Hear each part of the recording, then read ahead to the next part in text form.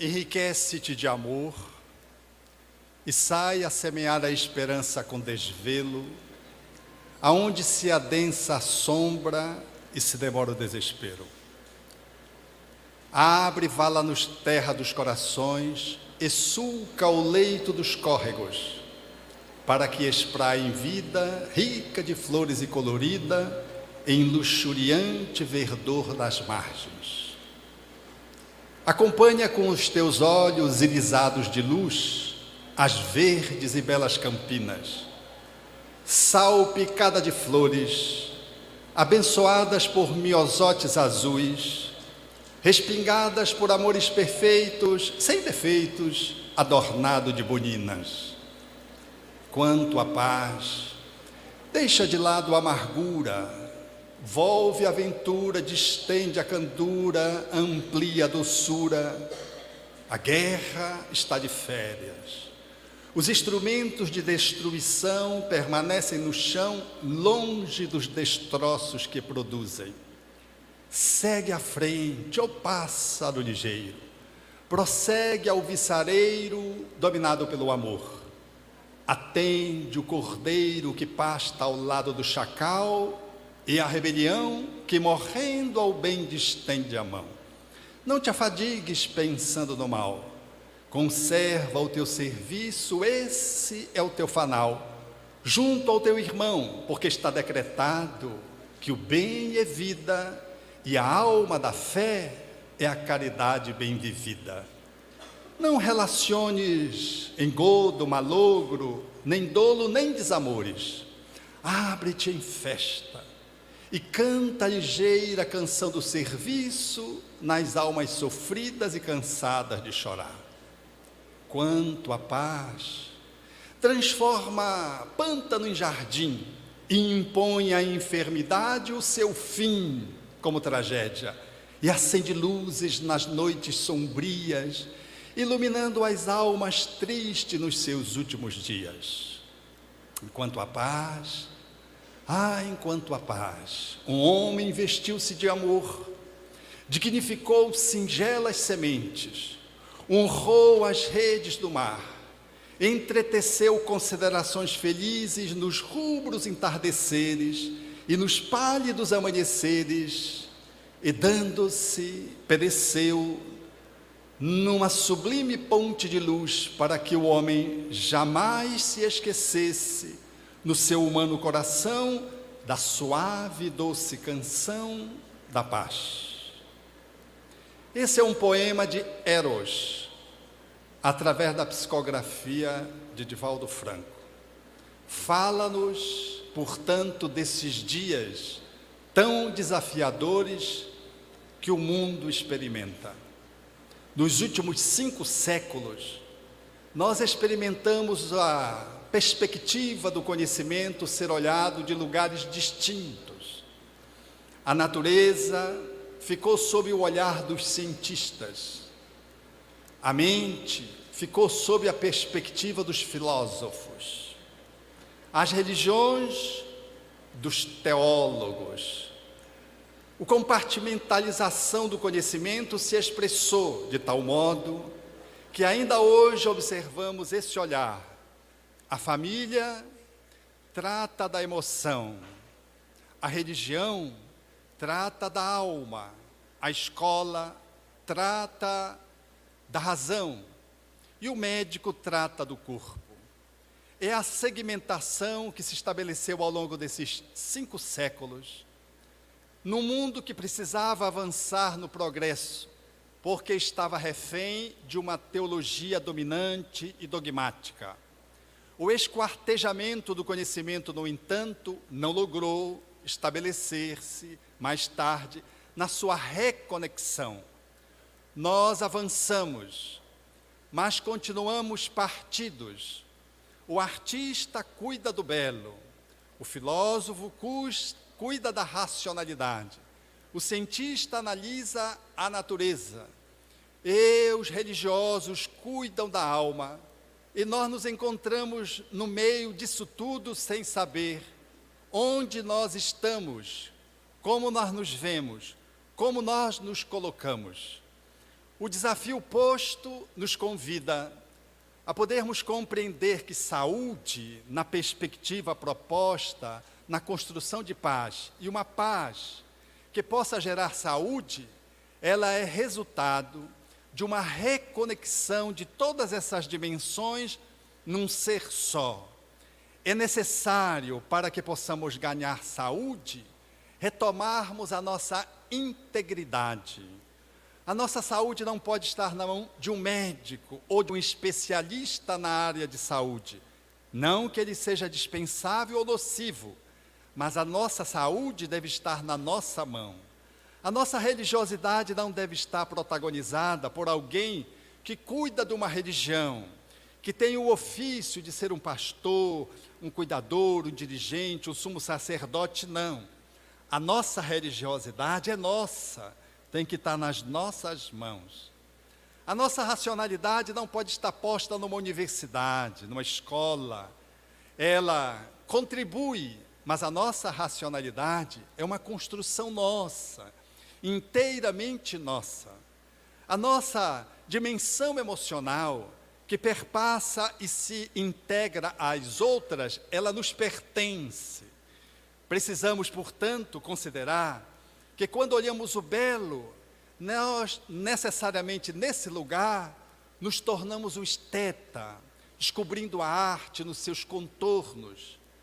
A arte não é apenas uma operação dos artistas, porque em todos nós jaz um poeta, um cantor, um esteta. Em todos nós jaz um pouco do filósofo, um pouco do cientista, um pouco do cuidador do corpo na conta de um médico, por exemplo. Em todos nós está uma parte desse todo que foi fragmentado nos 5 últimos séculos. E se não olharmos nessa inteireza, à luz do pensamento espírita, que é a primeira doutrina culturalmente, que surgiu no Ocidente e reconectou as nossas dimensões do saber, os diversos saberes fragmentados, eles foram reconectados por Allan Kardec, que juntou a filosofia, a religião e a nossa dimensão filosófica artisticamente e nos deu a possibilidade de nós nos entrevermos nessa globalidade, nessa perspectiva sistêmica. Então é hora de recuperarmos a saúde, de não conferirmos a saúde a alguém ou a algo, mas compreendermos de que somos os detentores da mesma na nossa própria idiosincrasia, na nossa própria intimidade. Não podemos dar a um psicólogo, a um psicanalista, a um terapeuta, o cuidado das nossas vidas, como se a nossa vida não fosse nossa, e a ele competisse nos conduzir, dizer o que devemos fazer ou não fazer. Estaríamos abrindo mão de nós mesmos. Nós somos os principais cuidadores das nossas emoções. Como diria Joana de Ângeles, há dentro de nós um médico, há um psicólogo dentro de nós mesmos, há uma farmácia medicamentosa que se nos habita. É necessário nos apropriarmos dela, a fim de que a saúde possa refletir a paz, e a paz possa nutrir a nossa saúde em regime de reciprocidade. Enquanto tivermos alienado de nós mesmos, alguém pensa por nós, alguém cuida do nosso corpo, alguém cuida da nossa emoção, alguém nos ensina a raciocinar, e alguém diz para onde está o sagrado, nós estamos simplesmente num processo de alienação do ser que somos, filho de Deus, detentores de todas essas dimensões que podemos articular dentro de nós mesmos, sem negar as interlocuções com as diversas manifestações de conhecimento que se mostram na Terra, sem bloquear a interação com os profissionais da área de saúde, sem fechar o canal de comunicação com os interlocutores do sagrado, sem nos determos na nossa solidão e podermos nos fechar contra as diversas manifestações do pensar, do logicar, do raciocinar, sem que devamos abstrair e tornar desnecessário um psicoterapeuta, às vezes fundamental, como um cúmplice na nossa andança. Mas quem anda, somos nós. Ninguém anda por nós. Nenhum médico vai substituir a tua saúde em ti. É você quem tem o seu coração, o seu cérebro. É você quem detém os seus ossos. E por mais que alguém te ofereça uma contribuição na conta de interlocução, você é o artífice da tua própria vida. E se fizeres dessa interlocução um enriquecimento interno para despertar as tuas múltiplas possibilidades, tu estás a caminho da saúde integral. Mas enquanto nós abrirmos mão, achando que alguém caminha pelos nossos passos, e de que Jesus vai nos salvar, e a gente na contemplação com os braços enfechados, apenas suplicarmos a sua ajuda, nós estaremos vivendo a ilusão, e já vivemos isso por longo tempo. É necessário, portanto, a nossa autoapropriação. É necessário cuidarmos de nós mesmos, porque a nossa saúde e a nossa paz nos pertence. Ninguém vai nos dar, nem o Cristo, que é o príncipe da paz, forjará, determinar a nossa paz e a nossa saúde, se estivermos em regime de abstração de nós mesmos. É necessário a interlocução com o Mestre para que o discípulo aprenda e faça o seu caminho. É necessário, portanto, que estejamos bem conscientes da responsabilidade que nos cabe, a fim de que, sem transferir para ninguém ou para algo, nós passemos e nos mantenhamos como sendo agenciadores da nossa própria existência, sujeitos das nossas emoções, articuladores da arte de viver, protagonizadores do nosso próprio pensar, aberto que devemos estar para o mundo, detendo tudo que nos é positivo e rejeitando aquilo que não nos acontece, que não nos acresce, que não nos enriquece, faremos uma caminhada da saúde integral, porque assim Deus nos dotou, como sendo uma expressão de filiação que guardamos dele, a marca do Criador, nós detemos a possibilidade de cuidarmos de nós mesmos, valendo-nos daqueles que são os nossos interlocutores, os nossos cúmplices do bem, do amor, do sagrado, da emoção, da racionalidade, da estesia. É nesse viés que nós precisamos estar atentos. Nas praias de Belém ou nas calçadas de Paris, nós vivemos um dilema que nos aponta para uma realidade fundamental na construção da saúde e da paz interior.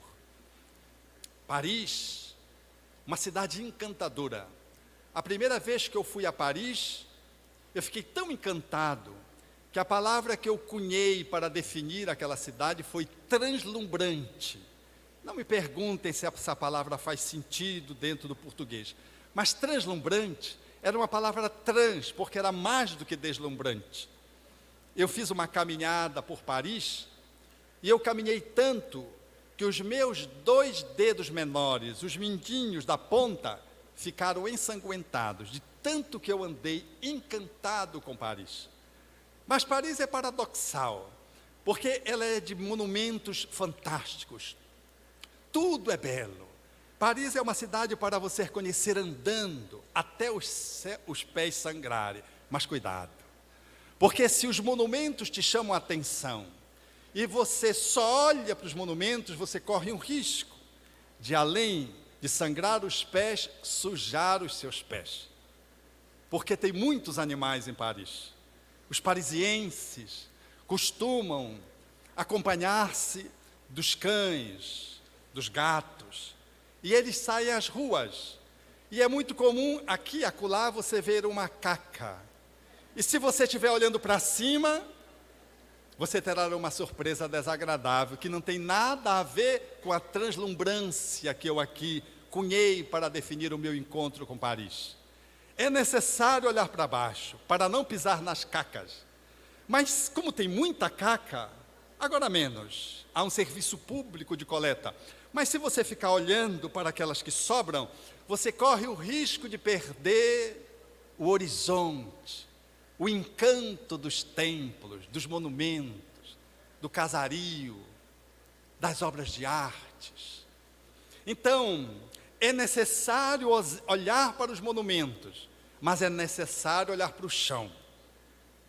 É necessário olhar para o que encanta, porque é belo, porque ele nos fascina, mas é necessário manter a firmeza, olhando aonde você está pisando. É necessário sonhar com o céu, mas jamais perder a dimensão da terra. É necessário olhar a luz, tudo iluminado em Paris à noite. Mas não se esqueça da sombra que te habita nas entranhas. Essa é a metáfora que está em Belém do Pará, nas praias mais belas, são mais belas do que as do Nordeste. É a praia do Pará, Praia do Norte, embaixo da linha do Equador. Você toma banho a hora que você quiser. São encantadoras. E lá, numa dessas praias, você escolhe a seu bel prazer. Há uma chamada Atalaia, é uma das mais famosas, era mais bela, os homens já contaminaram demasiadamente. Você anda e contempla o céu e a praia, mas muito cuidado, pisando na areia, na água, que como que dança, lançando as suas espumas flutuantes. Porque você corre o risco de, se não tomar consciência de onde pisa, você pisa no animal esponjoso. E ali você se machuca. Então, olhar para a praia, para o céu, para a grandiosidade do mar, e olhar para o chão é lembrar de Paris. Não se machucar, não pisando naqueles elementos que são jogados ali na areia, ali na beira da praia, onde a praia circula, e eles são capazes de machucar muito você se você toca neles. São os espongiários. É necessário, portanto, como em Paris, não perdermos a dimensão daquilo que é o luminoso e daquilo que é a sombra. Quem quer ter saúde, quer ter paz, não pode fixar-se só na luz, senão aliena-se. Aliás, há muitos espíritas alienando-se. Nas visualizações ativas ficam presos só na luz e querem ver só os anjos, e esquece os seus demônios internos. Mas há muitos espíritas que estão tão preocupados com as suas sombras que esquecem da luz e esquecem dos anjos. É necessário olhar para essas duas dimensões que se interconectam, que dialogam. Você no meio do céu e da terra. O céu para onde você deve se prospectar, a luz, e a sombra, a terra, que você carrega como um ser primitivo que foi, e traz ainda os impulsos dos outros reinos, das últimas encarnações. Você só terá paz e saúde se conseguir manter um diálogo médico com essas duas dimensões psicológicas. Você só conseguirá lograr, estabelecer plenitude, se você conseguir, como um cientista de si mesmo, esquadrinhar aonde estão as tuas encrencas. Encrencas é uma palavra que eu cunhei, se vocês usarem tem que pagar royalties para mim, Belém do Pará. Encrenca, onde estão as tuas encrencas e aonde está a estrela polar para a qual nós estamos nos prospectando, que é o nosso Cristo, o nosso Jesus. Nem só a contemplação, nem só a paralisação naquilo que não nos presta. Muitos de nós ficamos nessa fixação, ou lá ou aqui, e esquecemos de que somos um todo. É necessário, portanto, olhar a nossa perspectiva luminosa, aquilo que há de despertar dentro de nós mesmos, aquilo que precisa ser acordado enquanto virtudes, que carregamos na perspectiva de que um dia nós seremos anjos. Mas é necessário igualmente perceber de que as pulsões prisioneiras que nos prendem à terra e a animalidade ainda prevalece. A dimensão animal predominando sobre a dimensão espiritual faz-nos a guerra coletiva, mas faz-nos a guerra individual, faz-nos a ruptura com a saúde. Um espírita que caminha bem ancorado dentro de si mesmo, ele está muito atento para as virtudes que ele precisa cultivar e para as encrencas que ele precisa transformar.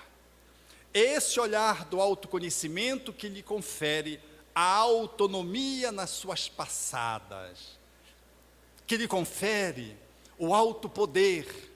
O poder real não é aquele que você tem sobre os outros, na empresa, na entidade pública, no centro espírita, em casa, que você manda. Não, o poder real que você tem, o único poder fantástico que você deve ser aguerrido em conquistar é o poder sobre a governança da tua existência.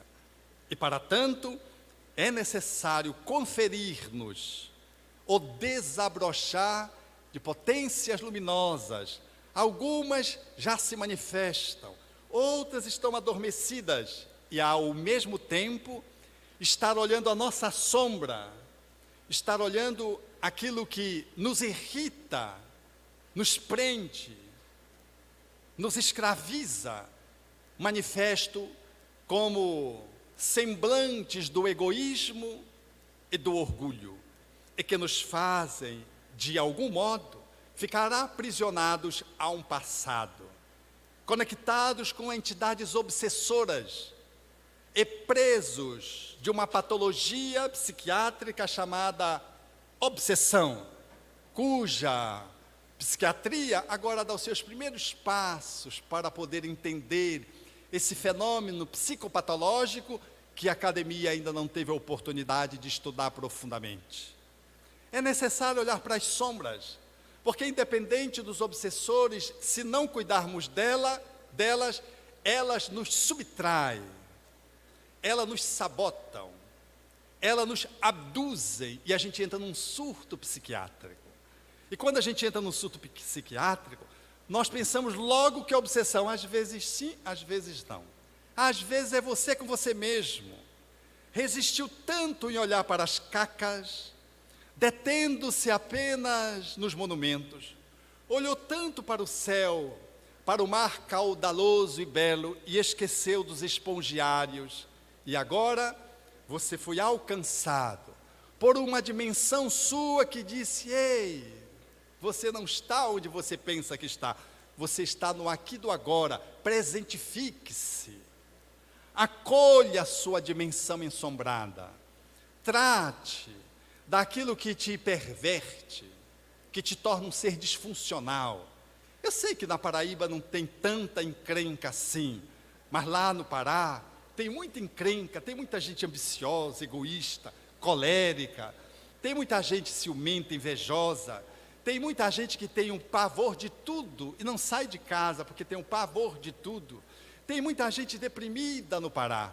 No Pará, tem muita gente que está afeiçoada à ambição.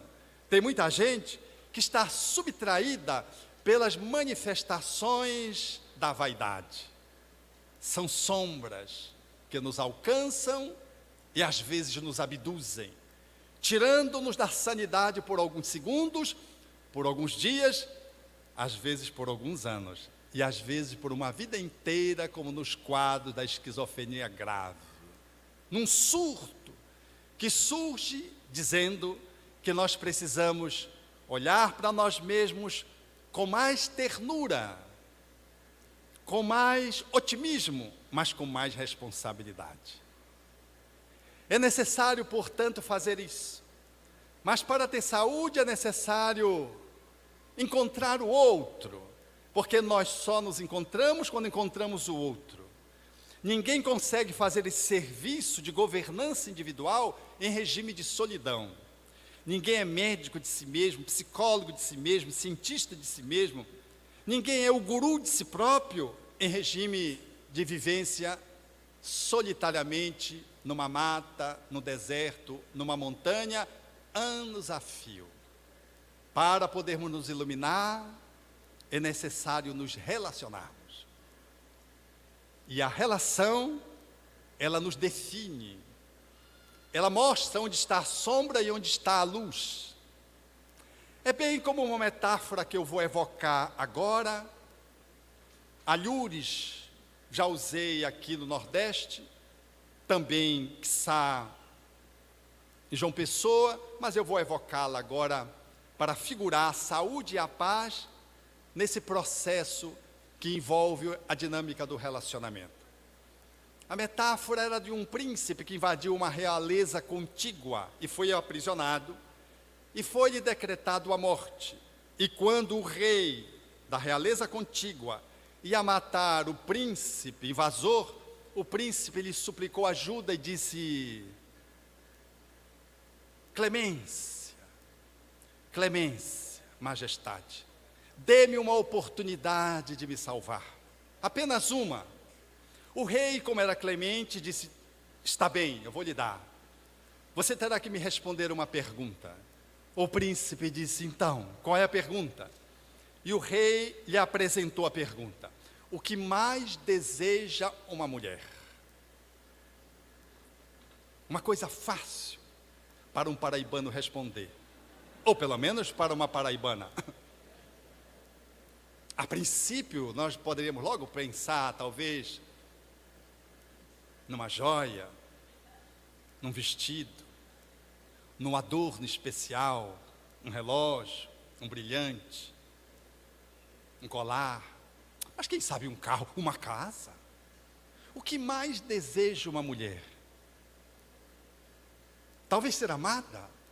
O príncipe pensou tudo isso que eu estou aqui dizendo e disse: majestade, é muito difícil saber o que mais deseja uma mulher. Você pode me dar um tempo? E o rei disse: como eu sou misericordioso, eu vou lhe dar um tempo. Aí deu um tempo.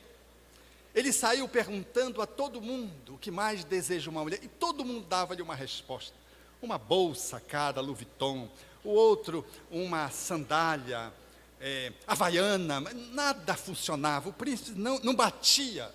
Aí o príncipe foi com o filósofo. E o filósofo disse: ah, ninguém sabe o que mais deseja uma mulher. É uma pergunta que não se responde. O príncipe ficou triste, mas antes que ele se fosse, o filósofo disse: ah, há uma pessoa que sabe. É uma bruxa que mora nas cercanias da realeza. Ele tomou o itinerário e foi. Quando chegou à casa da bruxa, bateu, uma porta se abriu rangendo e surgiu uma expressão asquerosa. O que você quer? Ele disse: eu quero lhe fazer uma pergunta. Ela disse: entre. Você entraria? Morrer e entrar, ele entrou. Quando ele entrou, ela disse: diga, ele disse, o que mais, a queima-roupa, o que mais deseja uma mulher? Ela deu uma gargalhada dobrada de bruxa, mostrou seu único dente cariado, bem no centro, e disse: essa é uma pergunta muito fácil de ser respondida. Ele disse: é dessa pergunta que depende a minha vida, diga a minha resposta. Ela disse: mas tem uma contraproposição.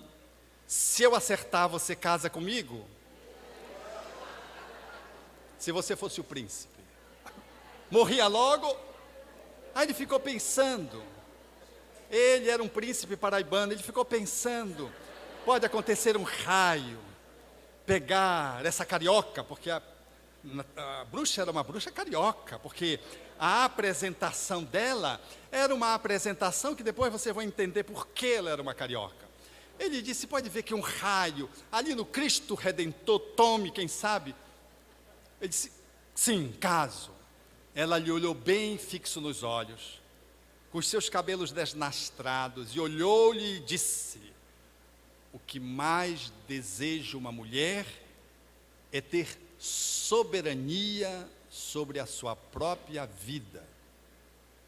O príncipe disse: uau!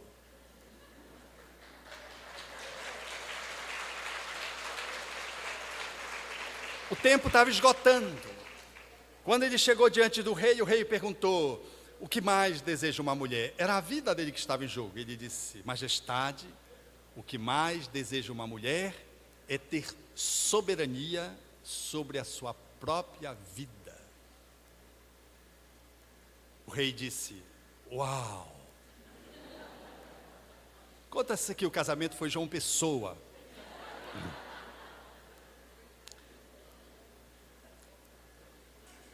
Ela entrou ao toalete, ele botou a mão na cabeça e disse: o que foi que eu fiz? Tinham acabado de vir das festas de Halloween.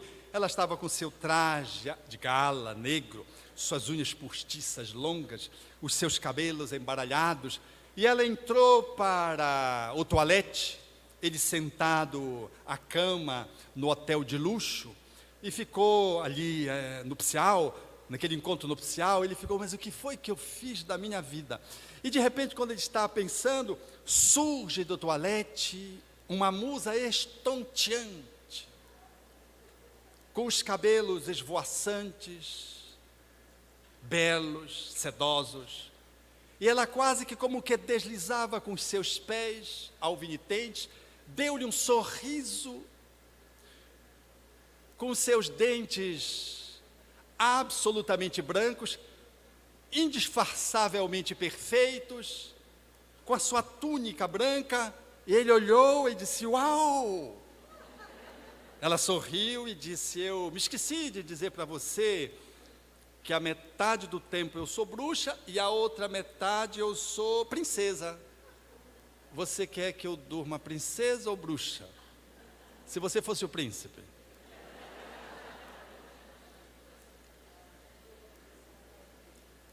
O príncipe dialogou mais um pouco com ela, ela empoderada de si mesma em função do diálogo que se estabeleceu, deitou-se princesa. E quando eles acordaram a meio-dia, que ele olhou,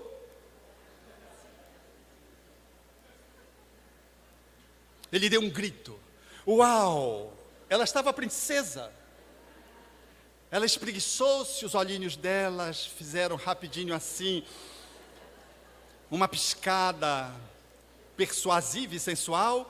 Ele ficou assustado. Ela disse: como eu estou com a autonomia sobre a minha própria vida, eu decidi ser princesa o tempo inteiro.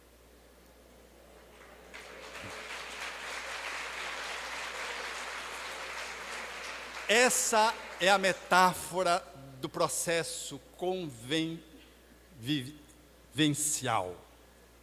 O quanto você domina o outro ou se deixa dominar. O quanto a fealdade do outro te mata todos os dias. E o rei, a lei, te leva inevitavelmente para o adoecimento psicológico, emocional, espiritual.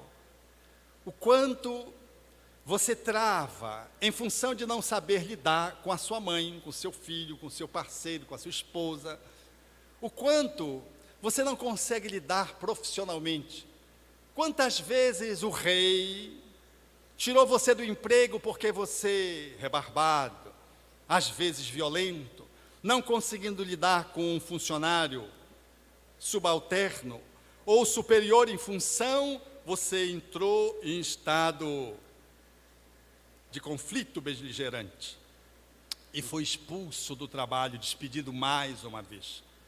Quantas relações afetivas entraram em blackout, porque você não deixa que o outro nem pense, nem tenha desejos. Aliás, o outro como que não existe, você se apropriou do outro, ou você se deixou apropriar pelo outro, num processo sufocante. O quanto os seus filhos entraram em crise, porque a relação não é de tutela, a relação é tirânica, e os filhos derivam para outros grupos, fazem inserções em substâncias inadequadas, e cedo se lançam para um relacionamento conjugal e evadem-se do lar para se verem livres da prisão. Quantos de nós, no processo relacional, não conseguimos ter a autonomia sobre a nossa própria vida e, até hoje, julgamos que somos infelizes por conta do pai, por conta da mãe, por conta do esposo, por conta da esposa. Quantas pessoas você acusa, além dos obsessores? O obsessor não me deixa em paz. Parece que você não é dono da sua própria vida, você não tem autonomia sobre a sua própria vida. Você vive sempre na periferia da realeza, como a bruxa vivia. Você não assumiu ainda a sua condição existencial de alguém que está no caminho, que tem sombra e luz, e que o outro, na convivência com você, revela para você que você precisa despertar para a tua sombra, não para a sombra dele ou dela, que você precisa despertar para as competências luminosas que você tem que desenvolver, e não esperar que o outro salve você, a sua mãe, o seu pai, o seu filho. Quantas mães sacrificam o filho, porque o filho tem que carregá-la até a morte, porque ela se coloca na condição do filho que foi crescendo, e ela se coloca como alguém que está sob o domínio de alguém que ela dominava, e agora invertida a posição, sem ter autonomia sobre a sua própria vida, subverte a vida do filho. Quantas relações afetivas são absolutamente frustradas e frustrantes, porque você não sabe onde está o seu direito e o seu dever, mas sabe, ou pensa que sabe, aonde está o direito e o dever do outro ou da outra com que você se relaciona. Quanta coisa nós precisamos saber para ter saúde emocional nos relacionamentos de interação dentro da família. A pegada do pai com o filho no processo educativo. Quantos violentam o filho na agressividade física? E quantos violentam o filho virando as costas para o filho, como se eles não fossem seus filhos? Os abandonam e entregam a vida como alguém que entrega as pessoas aos caçadores de ocasião. Os filhos se perdem nas primeiras mãos astuciosas que os tomam para lhes surrupiar a existência. Quantos de nós não conseguimos ter saúde familiar? Não conseguimos ter saúde romântica, não temos saúde paternal, maternal, filial, porque não sabemos cuidar dos nossos pais. Nossos pais são os nossos, dizemos, os nossos fardos, e a gente só vai ao encontro deles no famigerado Dia dos Filhos Ingratos, que é o segundo domingo de agosto, Dia dos Pais, dito Dia dos Pais, e o segundo domingo de maio, Dia dos Filhos Ingratos. Aí eles visitam, levam uma abraçada de flores, levam para jantar, almoçar, e está resolvida a questão. O resto do ano não dão um zap, não dão um telefonema, não fazem uma visita espontânea. Quantos de nós não temos saúde filial, não temos saúde de amigos, porque as nossas relações de amizade são intoxicadas pelas nossas invasões, ou pelas invasões dos outros, que eu permitam que eles me invadam, e eu, ao invés de ser um amigo, sou um serventuário desconhecido de mim mesmo, e sou arrastado por eles para os desvãos da vida. São amigos do copo, não são amigos do coração. Eu saio para beber com os amigos, eu não saio para estar com os amigos, conversar com os amigos, lidar com os amigos. Há, portanto, muita coisa que se nos revela na convivência. E quando a convivência é malsã, não tem um corpo físico que também funcione saudável. Porque Allan Kardec disse, e André Luiz desdobrou, de que a saúde, ela vem de dentro para fora, como também diria Hahnemann. Então é do ser espiritual que nas suas escolhas infelizes lesa o seu perispírito e ele deságua no corpo, gerando adoecimento. Outro dia eu estava cuidando de um colega médico e ele estava com um quadro de fígado grave, excessos de álcool, as transaminases, as taxas todas altas, com sintomas exuberantes. A recomendação foi básica e simples: não beber. Pode ir com os amigos? Pode, mas não beba. E ele voltou, e eu disse, que tal? Ele disse, foi com os amigos? Disse, fui um tempinho, mas sem beber. Eu disse para ele disse, sem beber, mas para aturar os meus amigos, só porre. E eu fiquei pensando nesses amigos que 15 anos frequentam o mesmo bar, ainda dizem, há 15 anos frequentamos aqui. Falam as mesmas coisas, repetem as mesmas coisas, porque depois que a mente se encharca do álcool, eles não conseguem mais ter criatividade para nada. Começam a repetir as mesmas histórias, que todos já sabem. Então, para estar com eles, precisa estar alienado, precisa estar alcoolizado, senão você não consegue conviver com os amigos. Então, me dizia o colega médico, aí eu deixei de ir para o bar, porque aqueles amigos, não dá para conviver com eles no bar não dá para conviver. A nossa saúde física, ela não é resultado só do que comemos, do que bebemos. Ela é resultado de uma múltipla complexidade. O que pensamos, com quem nos relacionamos, o exercício do poder na relação, como é que você exerce, onde você está em relação ao outro, o quanto você busca o sagrado dentro de você, onde habita o médico, o psicólogo, a farmácia, para agenciar perispiritualmente o corpo, para que você tenha uma boa rigidez. A nossa saúde depende também de tudo quanto pensamos. O pensamento é energia, é matéria, como diz o espírito André Luiz. Ele impacta o nosso corpo perispiritual, reflete-se no corpo físico e vai criando automatismos, às vezes condicionamentos adoecedores e às vezes condicionamentos saudáveis. Quantos de nós estamos construindo há algum tempo a ansiedade que vai bater na síndrome de pânico ou a depressão que vai acontecer logo mais? Quantos de nós já trazemos essa demanda da outra vida, não trabalhamos bem isso e trazemos uma saúde comprometida ao reencarnarmos, e a manifestação no corpo já é indícios do quanto a gente precisa estar muito atento para sermos o principal cuidador de nós mesmos, na construção da nossa paz corporal, relacional, do nosso pensar, da nossa forma de sentir, de orar, meditar, num processo de múltipla complexidade, onde a relação tua com o divino é direta, sem burocracia. Não tem ninguém entre o filho e o pai. O filho e o pai é corpo a corpo. A babá nunca pode estar entre uma mãe e um filho, entre um pai e um filho. A babá é uma cuidadora suplementar. Os pais são insubstituíveis em relação ao filho. Nós, com o divino, nós somos absolutamente insubstituíveis na nossa relação de mantermos com ele uma relação direta. O pai não nos deseja entrar numa burocracia, onde para chegar nele, nós temos que fazer uma via sacra de outras pessoas que às vezes são mais carentes do que nós mesmos. A nossa relação é direta, tem interlocutores que nos ajudam a fazer essa conexão, como um irmão conversa com outro irmão para chegar no pai, mas a relação verdadeira é do filho com o pai. Quando um outro irmão tenta intermediar, é sinal que há problema nessa relação parental. A relação com o divino é nós direto com o divino, com o sagrado.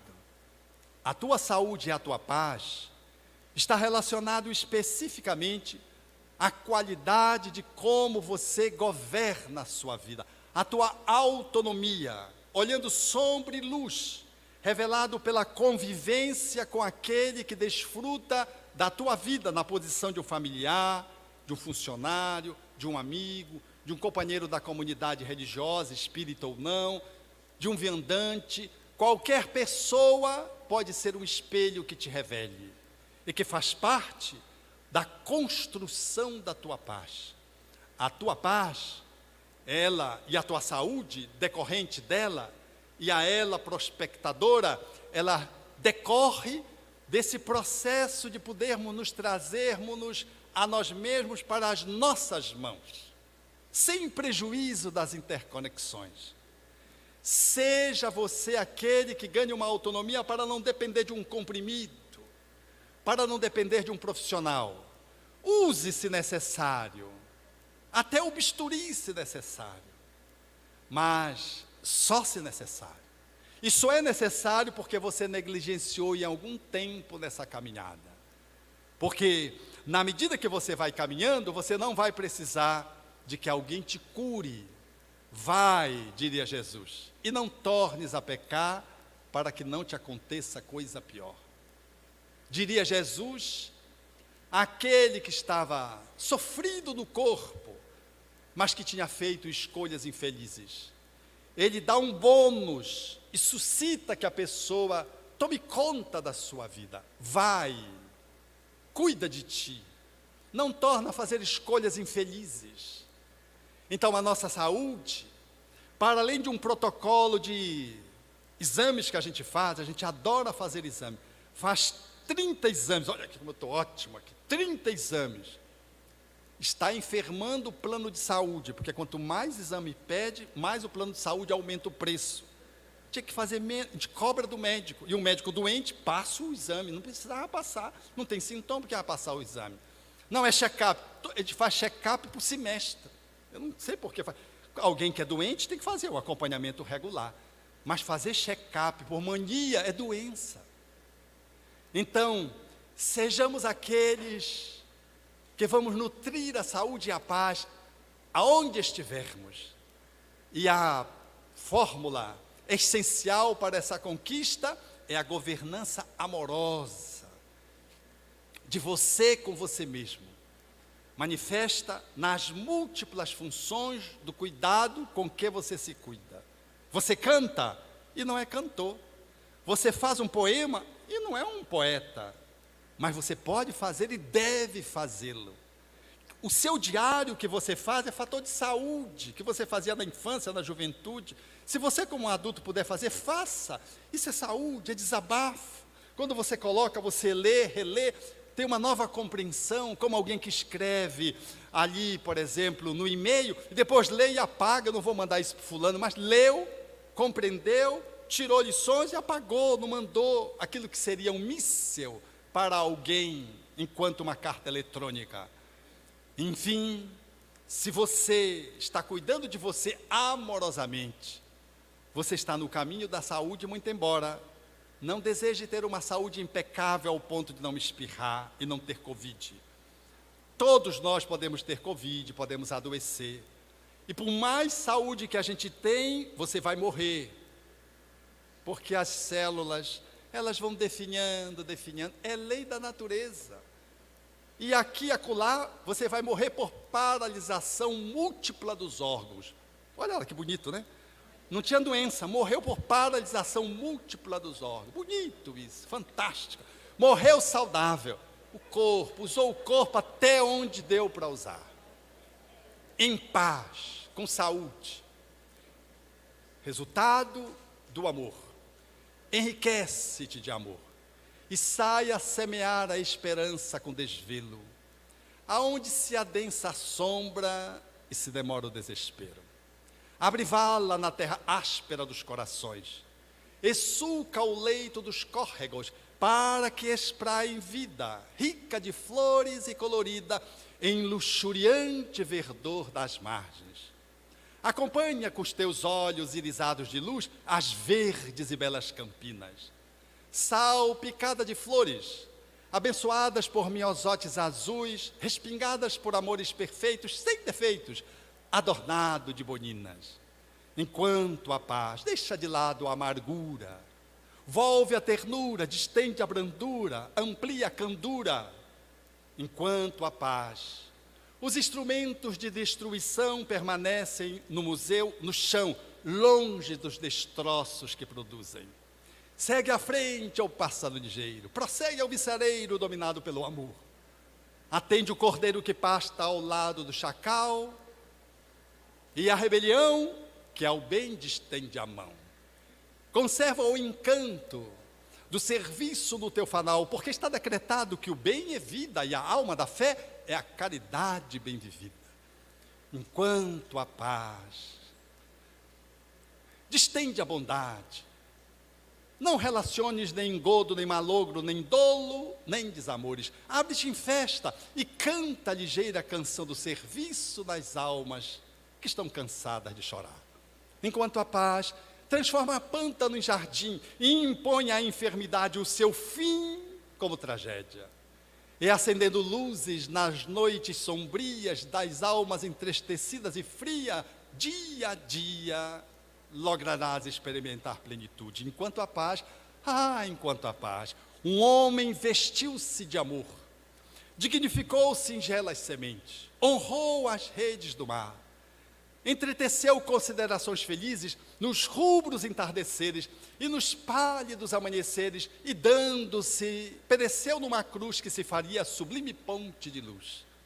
Mas para que jamais perdesse a paz, volveu a eles mesmos numa linda madrugada, a fim de que jamais desaparecesse do humano coração a suave e doce canção da paz. Gratidão.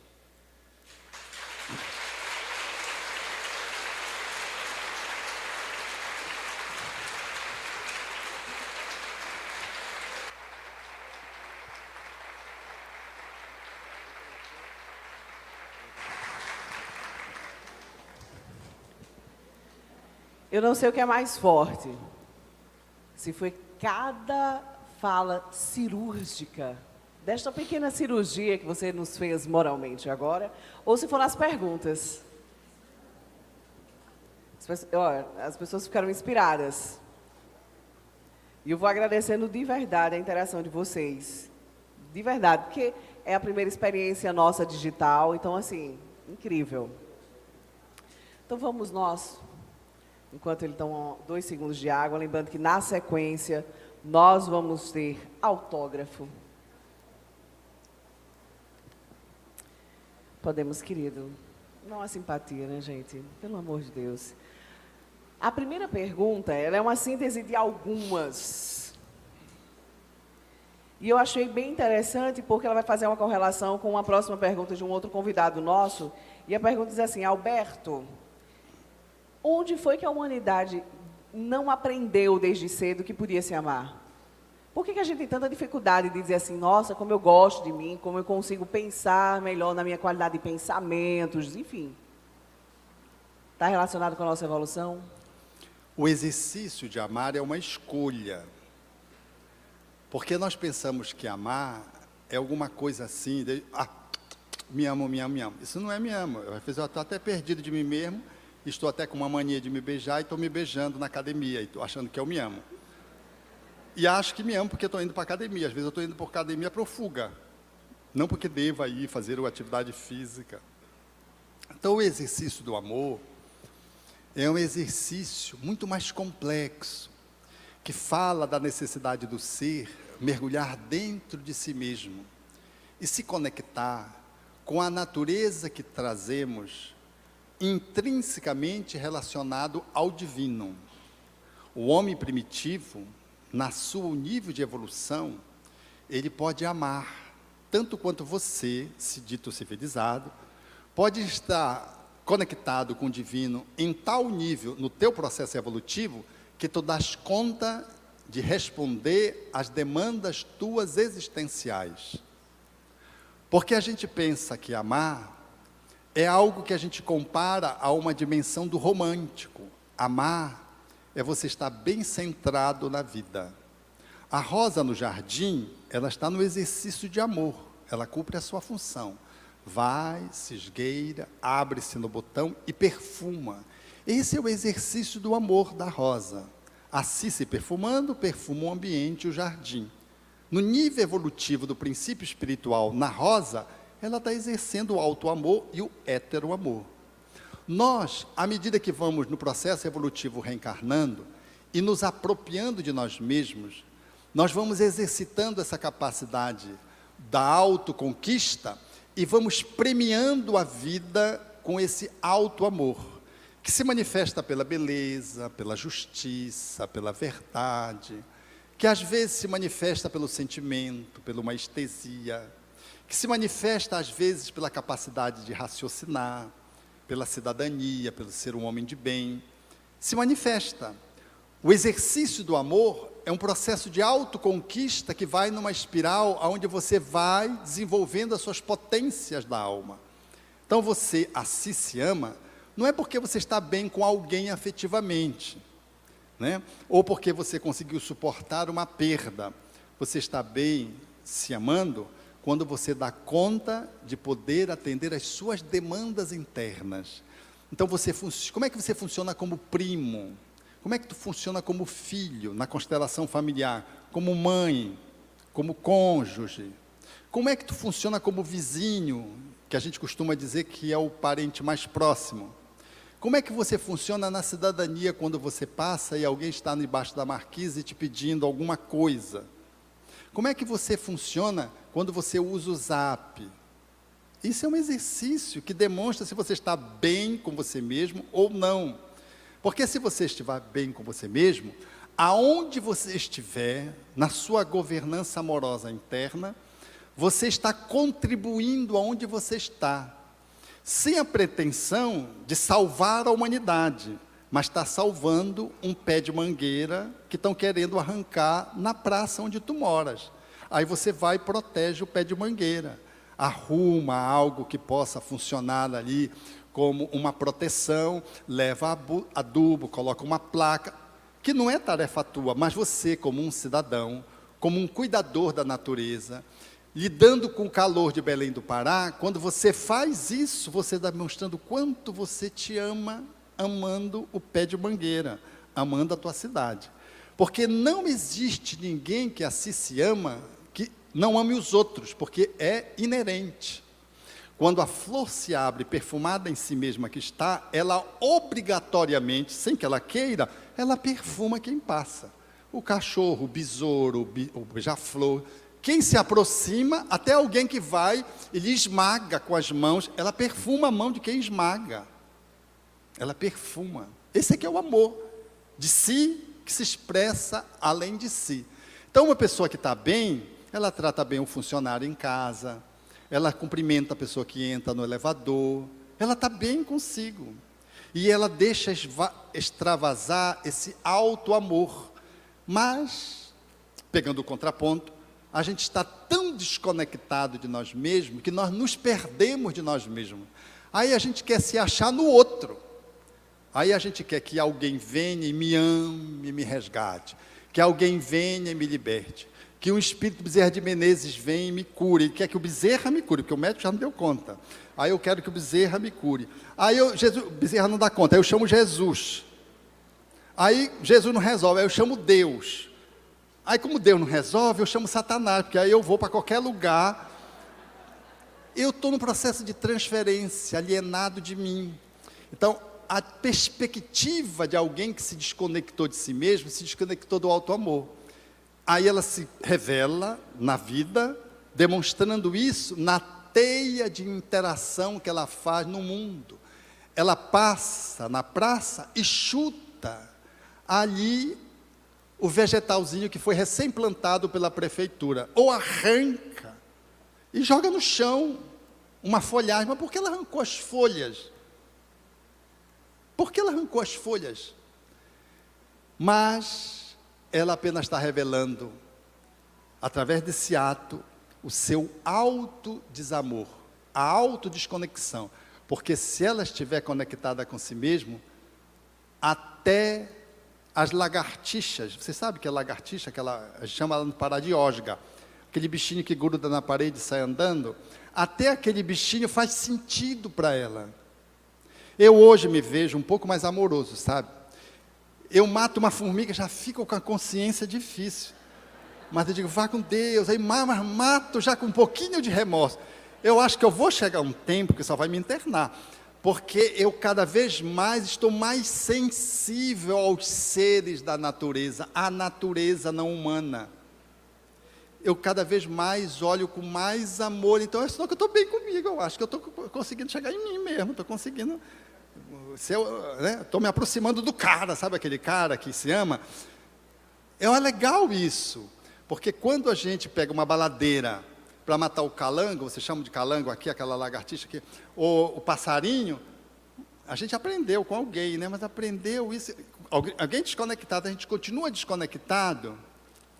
Então, algumas coisas assim vão falando do quanto a gente vai se apropriando de nós mesmos. É que nem quem arruma uma casa. Você arruma uma casa, primeiro um pedacinho dela, né? Você comprou a casa, não tem dinheiro e arruma um pedacinho. Aí você arruma o seu quarto. O quarto fica lindo. Mas não sai do quarto que nenhum lugar presta. Aí você vai arrumar um outro compartimento. Mas também só aquele outro compartimento e o quarto. Parece que a casa é aquilo. O resto tem mofo, tem tudo ruim. Mas vai que um dia você vai arrumando, vai arrumando. Chega um dia que qualquer lugar que tu chega na casa, tu já sente gosto. Porque o jardim está perfumado. Lá o quintal está um bosque maravilhoso, já está dando uma fruta, uma outra. Você senta na cozinha, até aumenta de peso, que está tudo gostoso na cozinha, tudo bonito. Você senta na sala, não quer sair. Tudo onde você chega, você não quer sair. Porque quando a gente encontra uma pessoa que está centrada no alto amor, a gente encosta nela, não quer sair. O pessoal encosta em Divaldo Franco, não quer sair. Fazem prisão, o pobre coitado tem que sair, senão ninguém não sai. Porque a gente olha para alguém e se fixa nesse alguém. Por quê? Porque esse alguém está centrado no alto amor. Então, quando a gente estiver bem no alto amor, legal, aí você vai saber disso, sabe como? Vou dar uma dica, hein? É quando você acorda de manhã e não tem vontade de sair em casa, porque você está tão feliz, eu estou feliz aqui em casa, sem ligar a televisão, sem usar o zap, está feliz, espreguiça, vai lá. Passou um dia em casa, porque hoje você passa um dia em casa e você fica deprimido. Assim, deprimido, não fiz nada de manhã. Não tive companhia nenhuma. Você não teve a sua companhia? Está muito mal. Então, o auto-amor é um processo de conquista que nós vamos fazendo aos poucos, dia após dia, de autogovernança amorosa, que se expressa para o hétero-amor inevitavelmente. Você veja que resposta de expositor é curta. Né, curtinha. Não, mas não há problema nenhum. O que é mais gostoso de tudo isso, quando as pessoas estão sintonizadas com o trabalho, hoje, o que aconteceu também com você, durante o momento que vão chegando as perguntas, a gente escuta a palestra e, ao mesmo tempo, vai recebendo. Às vezes, na hora que a gente recebe uma pergunta, você acabou de respondê-la. Então, é o processo de sintonia, de troca, tudo quando a gente está envolto. Aqui você respondeu 4 perguntas que eu diria, meu Deus, não vai dar tempo. Deu. É que eu tenho um ponto aqui, tem um entendeu? ponto, né? Esse homem é incrível. Alberto, deixa eu sintetizar aqui 3 perguntas que foram bem interessantes. No livro O Consolador, se não me engano, Emmanuel dá a definição de saúde, a saúde completa, não é o termo completo, mas está me enganando, se me foge agora a memória, qual é? De que nós só teremos quando já tivermos condições de dizer, eu e o Pai somos um. A saúde integral atingiremos nessa fase. Aí, algumas perguntas aqui estão pedindo assim, qual é a definição de saúde que o homem, o ser encarnado, consegue ter nessa fase de transição evolutiva que a gente tem, tendo em vista que a gente ainda se influencia muito pelo contexto social que tem, pelo contexto familiar, pelo contexto profissional, e a gente fica oscilando, capengando dentro das nossas emoções. Eu aprendi na faculdade, quando era estudante de medicina, que saúde era o silêncio dos órgãos, nenhum está doente. É que nem guerra. Nós estamos em paz porque não tem guerra. Isso é um conceito pobre de paz. Não ter guerra. Não está tendo conflito, não tem guerra. Não é isso. A Unesco propõe que a paz existe quando há um processo de harmonia na interação entre os povos. Não é a ausência de conflito, é a presença de amor, de paz, de espiritualidade. Então, a minha família de origem, o meu pai era o que tinha o maior silêncio dos órgãos, ele era o que menos adoecia, porque ele tinha um problema psiquiátrico. Então, na realidade, ele era o espírito que trouxe o maior comprometimento na sua saúde. Ele tinha uma saúde física, todos nós adoecíamos, diarreia, vômito, virose, ele não acontecia nada. Ele era impecável, no entanto, a cachola não funcionava direito. A gente brincava com ele, ele brincava com a gente, porque a gente sempre usou de brincadeira para nos relacionarmos. O bom humor é um sinal de saúde. E então, ele era o mais doente, ele não era o mais saudável. Então, a saúde não é que os órgãos estão em silêncio e você não está com um malacafento. Às vezes, ao contrário, você está com um malacafento, nasceu com uma alteração congênita, está com mais saúde do que os seus irmãos que têm todos os órgãos normais. Porque você já trouxe o processo de terapia naquele órgão e você está lidando muito bem.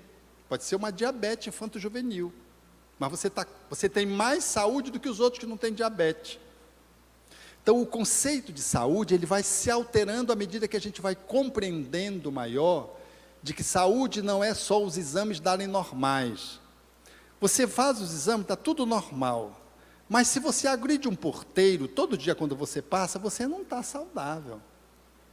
Se você agride o seu porteiro, trata mal o empregado doméstico, você não está normal. Você está doente, você está precisando se tratar. Então, saúde é um processo que envolve uma dinâmica de alta complexidade, na qual a tua forma de interagir com o mundo revela se tu estás harmonicamente se relacionando, numa interação saudável ou distônica. Muito embora o teu corpo esteja saudável. Alguém que expropria uma sociedade está doente.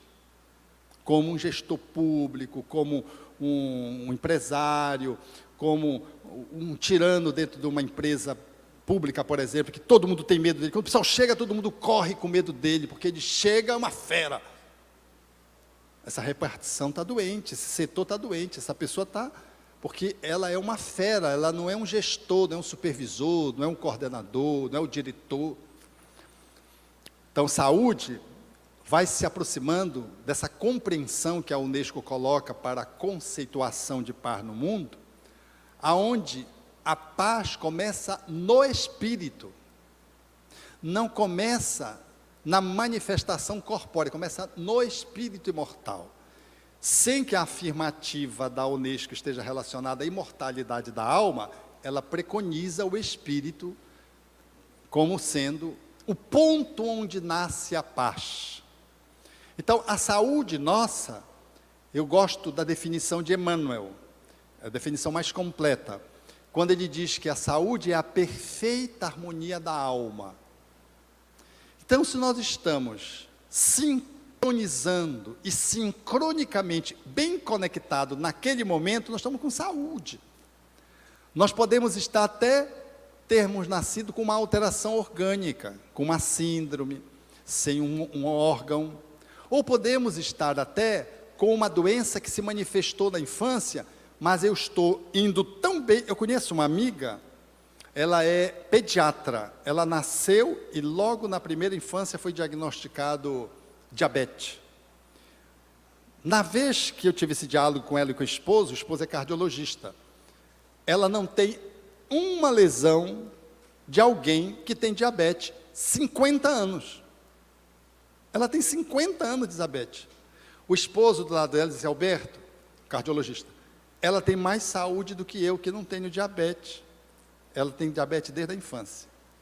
Sorridente, cuidadora das crianças, rigorosamente disciplinada na gestão do seu alimento, mas emocionalmente bem centrada, conseguiu ter 50 anos com diabetes de difícil equilíbrio, sem ter lesão nos olhos, sem ter lesão nos nervos, sem ter lesão no rim, porque a diabetes é assim, ela vai lesando o corpo todinho. 50 anos. Então ela está mais próxima daquilo que Emmanuel diz, o perfeita harmonia da alma, ela tem mais saúde do que eu, do que o esposo dela. Então, a harmonia da alma com o divino é que nos enseja a perceber como a natureza funciona. Uma árvore está em saúde quando ela está bem conectada no ecossistema dela. Ela tem boa saúde, ela cumpre a sua função. Jesus dizia isso de uma forma assim, né? Olhai os lírios do campo. Não fiam. Mas ninguém se vestiu como algum deles, nem Salomão em toda a sua glória, se vestiu como algum deles. Não era como aquele lírio, ele não estava falando daquele, ele estava falando dos lírios. Porque os lírios na natureza se vestiam melhor que Salomão. Por quê? Porque o lírio tem uma perfeita harmonia na natureza.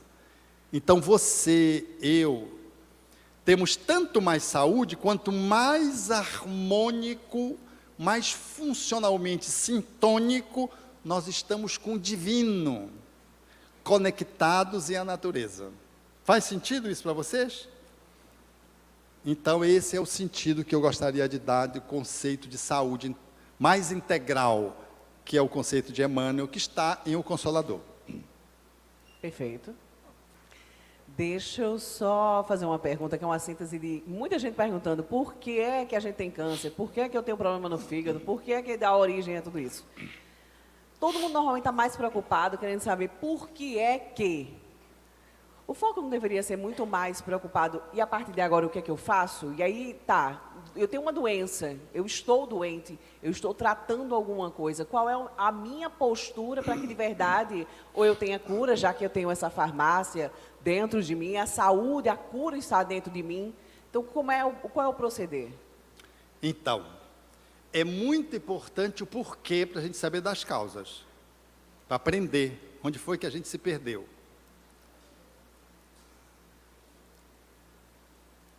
Antes, todas essas doenças que a gente pode citar, o espírito André Luiz faz uma análise etiopatogênica, ou seja, causal, muito bela. Ele diz que as nossas doenças vêm do campo espiritual, à exceção da imprevidência, da imprudência, porque elas resultam de uma atitude no aqui e no agora. A maioria das doenças vem de dentro para fora, nos nossos desequilíbrios desta ou de outras vidas. Aí vem a doença, como manifestação de dissintonia e uma desconexão perispírito-corpo energética que faz criar aquilo que a gente chama em medicina de órgão de choque, uma vulnerabilidade à doença. Então a gente adoece do pulmão, ou do coração, ou do fígado, ou do intestino, ou do rim, de acordo com a área que a gente conectou as nossas ações perversas, negativas ou más, as nossas separações da natureza. Elas se manifestam na área do meu corpo aonde eu me equivoquei e vem de dentro para fora. Então eu preciso saber por quê? Sim, para poder inventariar as causas a fim de aprender e não repetir. E a outra pergunta que não quer calar é para quê? A pergunta por quê me remete, o que foi que fez eu adoecer? E a pergunta para quê me remete, o que é que eu preciso aprender com isto que eu estou apresentando para o meu futuro? Uma é retrospectiva, uma é prospectiva. Então, juntar as duas perguntas é de bom tom. Por que eu adoeci? Mas para que surgiu essa doença? Por que surgiu o câncer? E para que surgiu esse câncer? Por que surgiu esse colo irritável? E para que surgiu esse colo irritável? Quando eu faço essas duas perguntas, eu não me prendo só atrás, me culpando, me congelando no passado e me esquecendo no presente. E quando eu faço a pergunta para frente, eu crio um propósito, eu crio um movimento criativo. Eu faço de mim mesmo alguém que vai lidar com isso ativamente, para poder corrigir aquela distonia que apareceu no corpo, sabendo que ela está no corpo, mas ela não é do corpo, ela é da alma, no que tange as nossas escolhas egóicas, repercutindo energeticamente nos nossos campos energéticos, até manifestar-se no corpo. Então, esse olhar, ele me faz ter uma visão de saúde muito mais profunda. É muito comum na psicologia freudiana a gente perguntar o porquê, saber de onde é que veio a encrenca. E a psicologia analítica junguiana, ela propõe o para frente, o para diante. Isso significa para você o quê? Olhando para diante. O que é que você precisa fazer? Para onde você precisa caminhar? O Espiritismo junta essas duas percepções para ajudar-nos a lidar melhor com as nossas encrencas. Assim, a gente não vai se tornar refém da doença, e ela vai se apresentar para nós como algo que vai ficar conosco até a gente ter aprendido a lição. Quando a gente aprendeu a lição, ela perdeu o sentido, ela vai embora. Então nós vamos esvaziar o sentido negativo que estamos sentindo no corpo, determinado pela doença, a partir de uma compreensão da sua dinâmica histórica, o que vem de trás, e prospectiva para onde ela está apontando. Se eu consigo articular isso, aí o comprimido, o terapeuta, as orientações do nutricionista, a fisioterapia, faz todo sentido. Porque não adianta tomar comprimido, não adianta fazer uso da nutrição, do nutricionista ou do nutrólogo, não adianta tomar os implementos médicos ou as intervenções dos especialistas, se eu não souber o que é que está acontecendo comigo e o que isso significa para frente. Isso é o meu dia a dia profissional, eu quero dizer, compartilhar com vocês. Então, todos os dias, eu vejo as pessoas chegando, como que assim, resolva o meu problema. Não importa quanto custe, pensam só no dinheiro. Não é questão de quanto custe. E ninguém resolve o problema de ninguém. Você não toma água pelo teu filho. Você pode dar a água para ele, mas quem toma é ele. Você não urina pelo teu filho, é ele que tem que urinar por ele. Você pode ensiná-lo como vai urinar. Você não toma alimento pelo teu filho, é ele que se alimenta. Você pode dar alimento para ele. Então, na medicina, na perspectiva do Espiritismo, nós aprendemos essa questão que foi trazida para olharmos a coisa de uma forma mais dinâmica. Não deixe nenhum profissional ser o dono da sua saúde. Você é o protagonista da sua saúde. Não deixe de refletir por que está doendo o estômago. Eu tenho uma carrada de experiências que eu poderia compartilhar com vocês para mostrar que aquilo que surge no corpo tem uma perspectiva de interação histórica muito complexa, que é muito difícil a gente dar conta de tudo. E tem um vetor que aponta para onde a gente vai caminhar, muito complexo, que a gente não esgota. Mas a gente não quer isso, a gente quer um comprimido que resolva o nosso problema. Por isso que a gente quer um comprimido da paz, a gente quer um comprimido da felicidade, um comprimido da plenitude.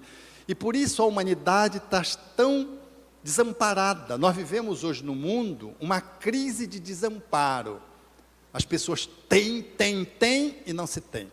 Aqui a minha parceira de caminhada, minha esposa Adriana, me postou num diálogo, nos últimos 15 dias, 2 figuras internacionais que se suicidaram, que tinham plenitude na sua atuação profissional, ícones, e se suicidaram.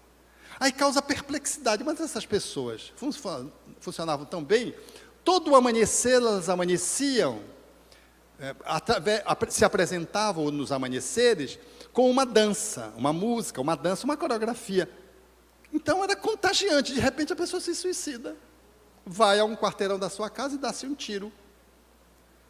Então, ontem mesmo, né, a Priscila Presley se suicidou, overdose. Sim, seguiu o caminho do pai, do Elvis Presley.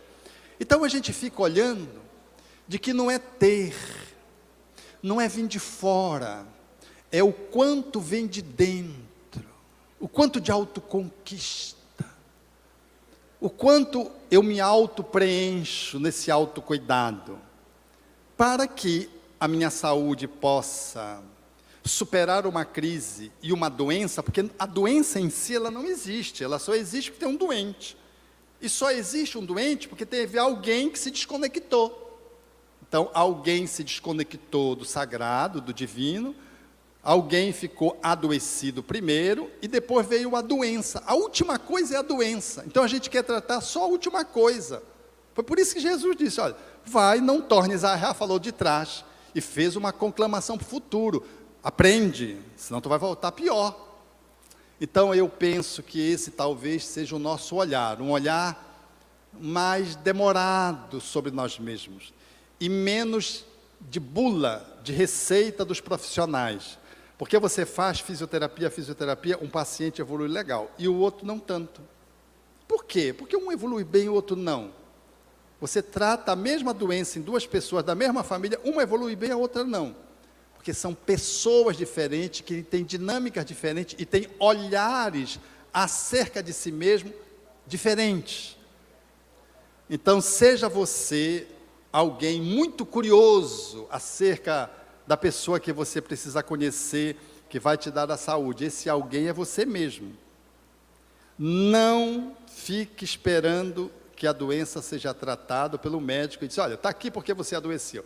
Fiz a chapa, está aqui, foi o coronavírus. O coronavírus, ele ativou e comprometeu o teu pulmão. A minha paciente comprometeu a pele. O meu outro paciente, o cérebro, ele surtou com coronavírus. Por que foi para o pulmão, para o cérebro? Então, esses olhares, a gente aprofunda quando a gente se responde essas duas perguntas. E a gente não se responde essas duas perguntas subitamente, incontinente. O porquê e o para quê. A gente precisa meditar, a gente precisa chegar mais próximo da gente mesmo, a gente precisa se questionar mais. Aí a gente precisa, às vezes, de um profissional da área para nos ajudar nesse caminho, que é muito legal, mas ele é um auxiliar. Ele não vai substituir você nessa trajetória.